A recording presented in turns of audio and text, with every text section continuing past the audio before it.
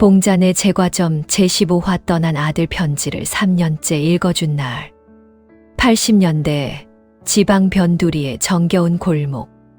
우리 봉자네 제과점에는 가끔 글 모르는 어르신들이 편지 한 장 들고 찾아오곤 했습니다. 그런데 동네 끝 박씨 할머니가 매달 들고 오던 그 아들 편지에는 봉자와 광욱이 끝내 모른 척 읽어줘야 했던 가슴 아픈 사연이 숨어 있었습니다. 봉자네 제과점은 빵만 파는 곳이 아니었습니다. 아침이면 식빵 굽는 냄새가 골목으로 퍼졌고, 점심 무렵이면 시장 다녀오는 사람들이 잠깐 들렀고, 해질녘이면 동네 어르신들이 앉아 쉬어가는 곳이었지요. 빵 사러 오는 사람도 있었지만 편지 한 장 들고 오는 사람도 있었습니다. 그 시절엔 글 모르는 노인들이 제법 있었으니까요. 그래서 누구는 자식 편지를 들고 와 읽어달라고 했고, 누구는 군대 간 아들 소식이 왔다며 봉투를 내밀었습니다. 광욱은 글을 또박또박 잘 읽었고, 봉자는 옆에서 아드님이 어머니 걱정을 많이 하시네요. 이번엔 돈도 조금 넣어보냈네요. 하고 뜻을 풀어주곤 했습니다. 그 중에서도 동네 끝자락에 혼자 살던 박씨 할머니는 아들 편지가 올 때마다 꼭 봉자네 제과점으로 왔습니다. 봉자야, 광우가 우리 아들 편지 왔다. 이것 좀 읽어다오. 그러면 광욱이 봉투를 뜯어 또박또박 읽어줬고, 봉자는 옆에서 같이 고개를 끄덕였습니다. 박씨 할머니는 그 편지 듣는 낙으로 사는 분이었습니다. 남편은 먼저 세상을 떴고 자식은 아들 하나뿐이라고 늘 말했습니다. 그 아들 하나 키우려고 평생 고생을 다 했다고 했지요. 남의 집 밭일도 했고 빨래도 해줬고 시장 바닥에 앉아 나물도 팔았습니다. 그러면서 늘 그랬습니다. 나는 배 안 불러도 된다. 우리 아들만 배부르면 된다. 우리 아들만 사람 되면 된다. 그래서인지 박씨 할머니는 하루 종일 아들 얘기였습니다. 우리 아들이 어릴 땐 어땠고, 감기만 걸려도 자기가 더 아팠고, 학교 보내려고 쌀도 내다 팔았고, 군대 보낼 땐 밤새 울었다고 했습니다. 그 아들은 서울에 가서 일한다고 했습니다. 형편이 펴지면 어머니 모시겠다고 했고, 돈 모으면 꼭 내려오겠다고도 했다지요. 그리고 정말 한 달에 한 번 꼭 편지를 보냈습니다. 어머니, 저는 잘 있습니다. 어머니, 감기 조심하십시오. 어머니, 이번 달엔 돈을 조금 더 넣었습니다. 조금만 기다리십시오. 제가 꼭 내려가겠습니다. 편지 내용은 늘 비슷했습니다. 그런데도 박씨 할머니는 그 편지만 오면 눈물을 훔쳤습니다. 우리 아들 잘 있구나. 얼굴 못 봐도 된다. 이렇게 소식만 오면 된다. 봉자는 그 말을 들을 때마다 마음이 짠했습니다. 동네 사람들도 늘 그랬습니다. 참 목 많으시네. 요즘 저렇게 편지 자주 하는 자식이 어딨어. 돈까지 꼬박꼬박 보내는 거 보면 효자지. 그런데 그 말을 들을 때마다 봉자와 광욱은 가슴이 철렁했습니다. 그 아들, 이미 세상을 등진 사람이었기 때문입니다. 박씨 할머니 아들이 세상을 떠난 건 2년 전 여름이었습니다. 서울 공사장에서 사고였습니다. 소식을 들은 며느리가 시어머니한테 연락을 했고, 할머니는 그 길로 서울로 올라갔습니다. 장례식장에 도착한 할머니는 아들관 앞에서 그대로 주저앉았다고 했습니다. 붙잡는 사람도 못 알아보고 울다가 끝내 정신을 잃고 쓰러졌다고 했지요. 며칠 뒤 장례를 치르고 내려왔지만 그 뒤로 할머니는 그날 일을 한 번도 입에 올리지 않았습니다. 서울 다녀온 얘기도 안 했고, 장례식 얘기도 안 했고, 아들 얘기가 나오면 꼭 딴 말을 했습니다. 정말 잊은 건지 너무 괴로워서 묻어둔 건지 아무도 알 수 없었습니다. 그러던 어느 날이었습니다. 며느리가 반찬을 들고 갔더니 박씨 할머니가 불쑥 이렇게 말했습니다. 얘야, 이번 달엔 왜 편지가 안 오냐? 며느리는 그 말에 가슴이 철렁 내려앉았습니다. 할머니는 아무렇지 않은 얼굴로 다시 말했습니다. 우리 아들 바쁜가 보다. 늘 이맘때면 편지가 왔는데. 그 말을 듣는 순간 며느리는 차마 진실을 다시 꺼낼 수가 없었습니다. 그날 서울에서 본관도 울다 쓰러지던 시어머니 얼굴도 한꺼번에 떠올랐기 때문입니다. 그날 밤 며느리는 잠을 이루지 못했습니다. 뒤척이다가 끝내 일어나 세상 떠난 남편 이름으로 편지를 한 통 썼습니다. 그리고 다음 날 봉잔의 제과점으로 찾아온 것이었습니다. 비가 하루 종일 추적추적 내리던 날, 젊은 여자 하나가 봉잔의 제과점 문을 열고 들어왔습니다. 머리는 젖어 있었고 눈은 퉁퉁 부어 있었습니다. 봉자가 놀라 물었습니다. 아니, 어쩐 일이에요? 그런데 그 여자는 대답 대신 봉자 앞에 무릎부터 꿇었습니다. 아주머니, 저 좀 도와주세요. 봉자가 화들짝 놀라 얼른 부축해 일으켜 세웠습니다. 왜 이래요? 무슨 일인데 그래요? 뒤에서 빵판 정리하던 광욱도 이쪽을 돌아봤습니다. 여자는 한참 울다가 겨우 입을 열었습니다. 자기는 박씨 할머니 며느리라고 했습니다. 며느리는 떨리는 손으로 가방 안에서 봉투 하나를 꺼냈습니다. 제가 남편 이름으로 편지를 한 통 썼어요. 봉자와 광욱은 그 봉투를 가만히 바라봤습니다. 며느리는 거의 울먹이며 말을 이었습니다. 글씨가 달라도 못 본 척 읽어주세요. 아들 편지처럼 이번 한 번만 부탁드릴게요. 광욱도 한동안 말이 없었습니다. 세상 떠난 아들 이름으로 산 며느리가 쓴 편지였습니다. 그걸 아무 일 없는 것처럼 읽어줘야 한다는 게 너무 무겁게 느껴졌습니다. 그런데 며느리 얼굴을 보니 차마 안 된다고도 못하겠더군요. 봉자가 겨우 말했습니다. 일단 앉아요. 여보, 물 한 잔 좀 줘봐요. 광욱이 말없이 물을 가져왔습니다. 며느리는 물잔도 제대로 못 잡고 손만 떨었습니다. 봉자가 조심스럽게 말했습니다.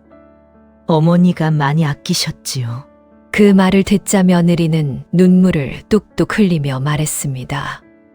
평생 아들 하나 보고 사셨어요. 어머니가 남편 편지를 기다리세요. 다시 알려드리면 그날로 주저앉으실 것 같아요. 그래서 저 이번 한 번만이라도 살아있는 것처럼 해드리고 싶었어요. 그 말 듣는데 봉자도 가슴이 미어졌습니다. 그리고 정말 그날 저녁이었습니다. 제과점 문이 열리더니 박씨 할머니가 봉투 하나를 꼭 쥐고 들어왔습니다. 봉자야, 광우가 우리 아들 편지 왔다. 늘 하던 말이었습니다.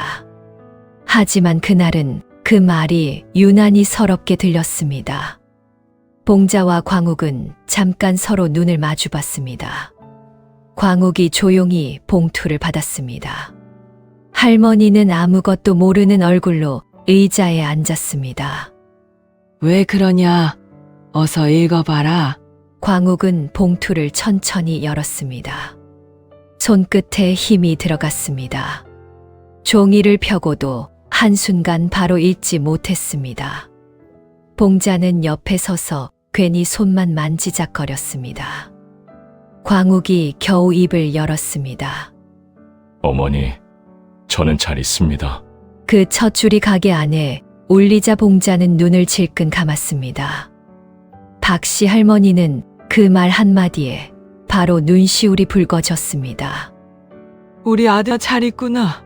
그 말을 듣는 순간 봉자는 가슴이 철렁 내려앉았습니다. 그날부터였습니다.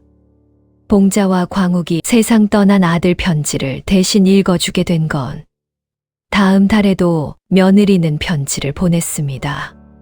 그 다음 달에도 보냈습니다. 겨울에도 보내고 설에도 보내고 여름에도 보냈습니다.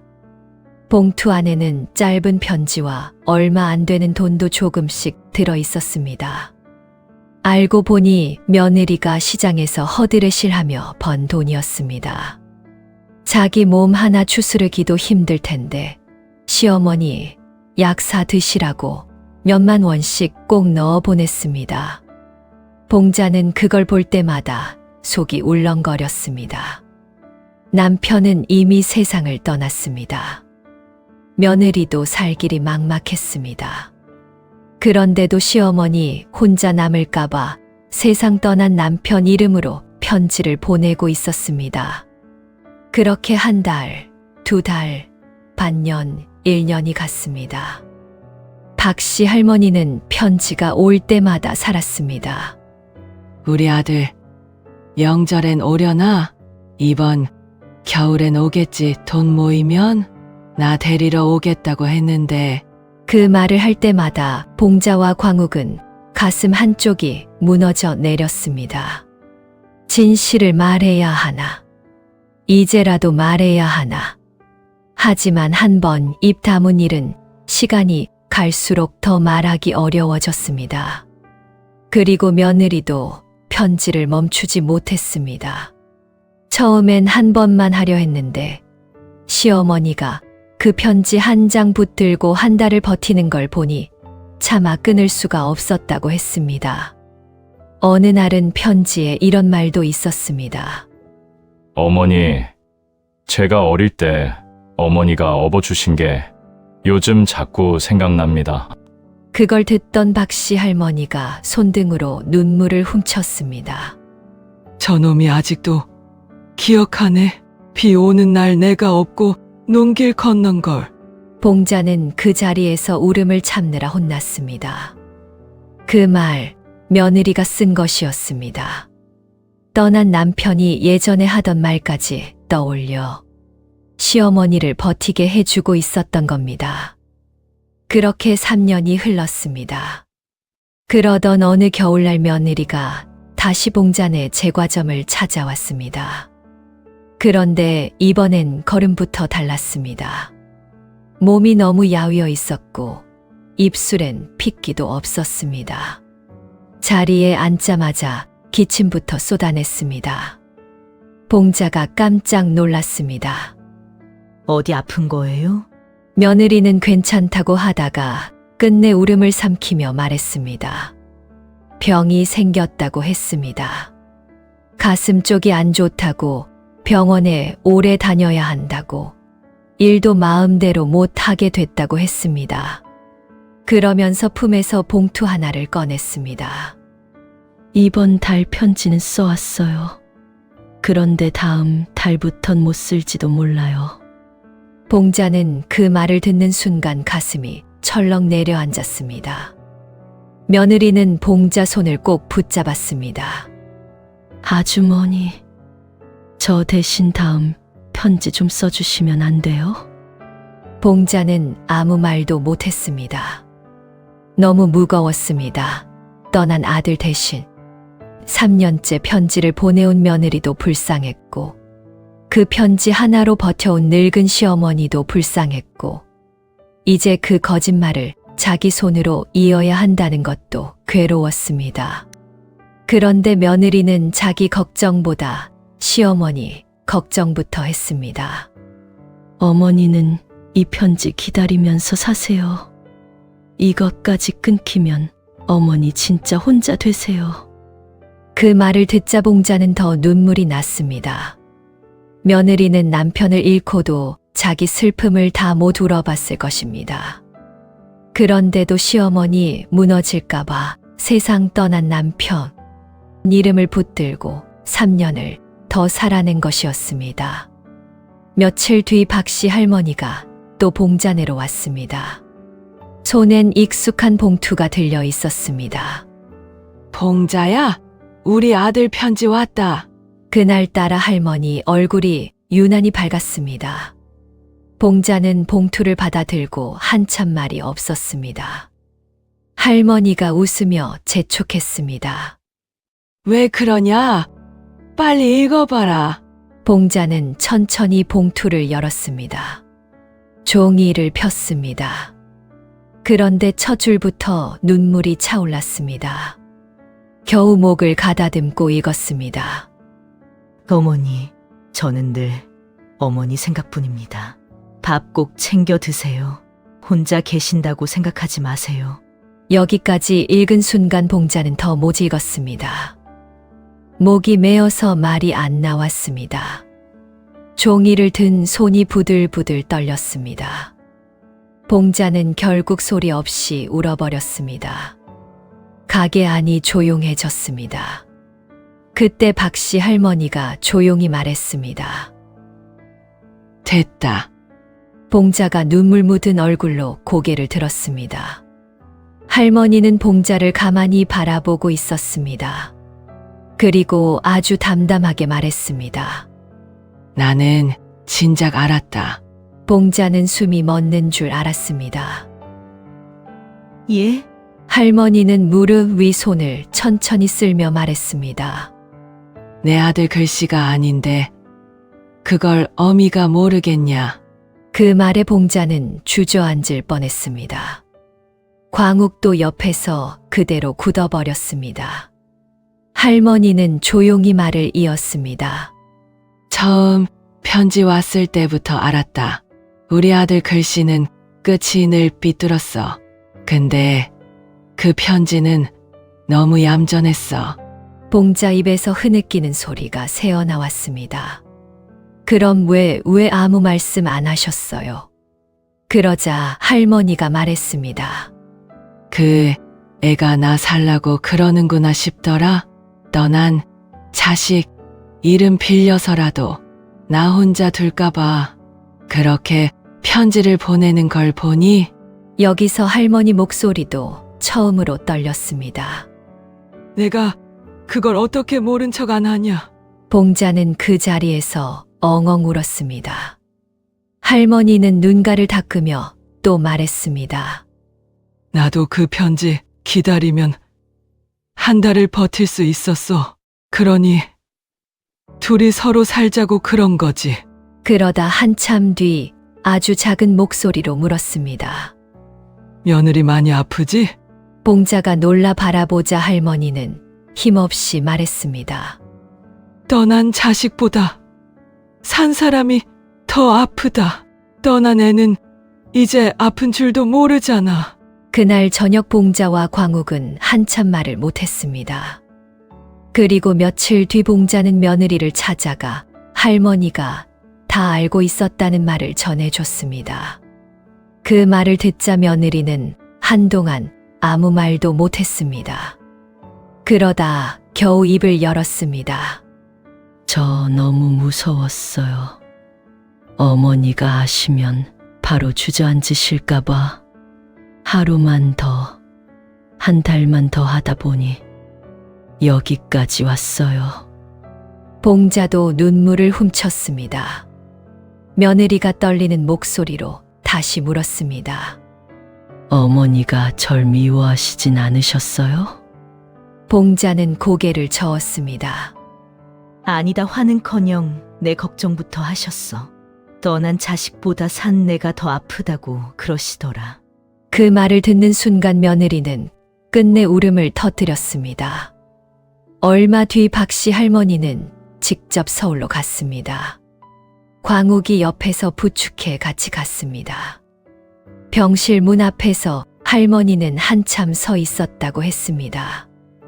문을 열고 들어가 병상에 누운 며느리를 보자 다리에 힘이 풀릴 뻔했다고 했습니다. 며느리는 고개도 못 들고 울기만 했습니다. 한참 아무 말이 없었습니다. 그리고 나서 할머니가 며느리 손을 잡았습니다. 아주 마른 손이었습니다. 그동안 애썼다. 그 말 한마디에 며느리는 참았던 울음을 터뜨렸습니다. 어머니, 죄송해요. 죄송해서. 할머니도 울었습니다. 뭐가 죄송하냐? 내가 고맙지. 내 아들 간 뒤에 나 혼자 안 죽게 붙들어준 게 너인데. 병실 안에서 두 사람은 손을 잡고 한참 울었습니다. 그 뒤로 박씨 할머니는 서울에 올라가 며느리 곁을 지켰습니다. 그래서 봉자네 동네 사람들은 그 집 얘기하다가도 끝내는 꼭 이렇게 말했습니다. 그 집을 버틴 건 진실이 아니라 차마 끊지 못한 편지 한 장이었다고. 봉자네 제과점이었습니다. 다음 편에 뵙겠습니다. 감사합니다.